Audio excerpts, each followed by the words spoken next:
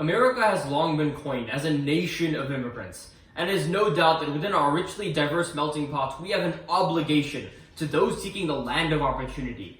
However, it is under the umbrella of President Calvin Coolidge's sentiments that our first duty must be to those who are already our inhabitants, whether native or immigrants, that I strongly stand in negation to this resolution resolved.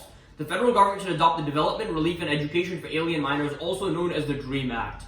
But before we get into my argument, let's understand what the DREAM Act actually is. The DREAM Act is legislation that mirrors Obama's DACA executive order, guaranteeing residency for 8 years of any undocumented immigrant who can prove either A, they're brought to the United States under age 17 and have remained for 4 years, or B, demonstrate that they've been admitted to a college or university and have obtained a high school diploma. With that in mind, let's get to my first point of contention. The fact that the DREAM Act disrupts our legal immigration systems and the economy. The Brookings Institution in a June 2017 report notes that legal immigration has tangible costs. For example, it quantifies that the average person pays about $4,000 at minimum to become a naturalized citizen of the United States and has to wait for an average of 2 years just for documentation. The problem is that, as the Atlantic contends in a December article, a family coming here illegally that meets DREAM Act requirements gains all of those benefits without those same costs. What's the problem? Well, this legislation makes it much easier for illegal immigrants to get in over their legal counterparts. The affirmation will tell you that this is necessary for Latin American citizens fleeing dire situations, but understand that that scenario isn't unique at best. For plenty of Central Asian, East Asian, and African citizens, obtaining a work visa to the United States means the difference between poverty and prosperity, and sometimes even freedom and fatality. Who are we to determine which group deserves it more? But wait, there are some real economic consequences here. The affirmation will tell you that immigrants help our economy, and they are right, but there's a catch.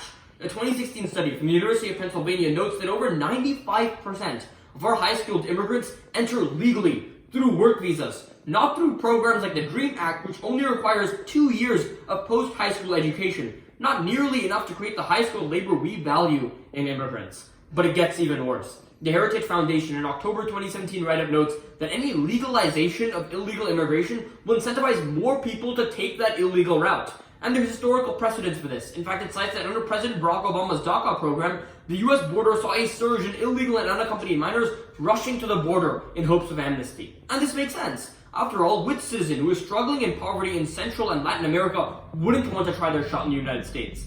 Unfortunately, this comes with a price. Stephen Camarota, the director of research at the Center for Immigration Studies, estimates that the current illegal immigrants who would gain amnesty under the DREAM Act would cost American taxpayers $6.2 billion annually in education costs alone.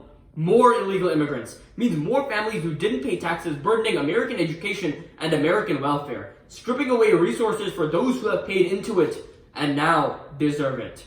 In short, negate, because the DREAM Act strips away significance from our legal immigration channels while also disproportionately burdening America's resources.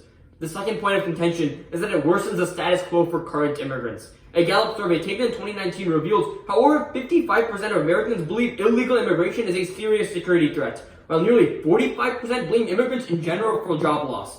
This tension has already caused discrimination, xenophobia, and even acts of violence against immigrants in the United States. The DREAM Act takes this tension and multiplies it.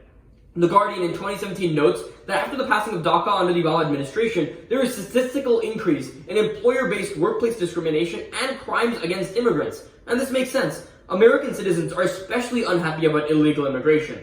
A bill like the DREAM Act that legitimizes illegal pathways taps into that unhappiness. And while it will appease the affirmation, it angers everyone else. The problem is that this anger is directed at all immigrants, not just the illegal ones coming in through the DREAM Act. As a result, in the name of 800,000 illegal immigrants, the affirmation makes the living condition worse for all 48 million legal ones. I'm all for helping those in need, but the cost that this legislation burdens current immigrants with is far too great. Nothing justifies hurting 1/5 of our population. In short, negate, because in accordance to Coolidge's sentiments, the DREAM Act creates a nightmare for American citizens.